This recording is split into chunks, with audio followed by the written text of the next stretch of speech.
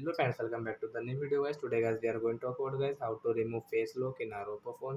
Friends, you want to remove guys your face lock in your oppo phone, so friends you can remove it. And guys, now let's see how to remove face lock in our oppo phone. In this video I will show you friends.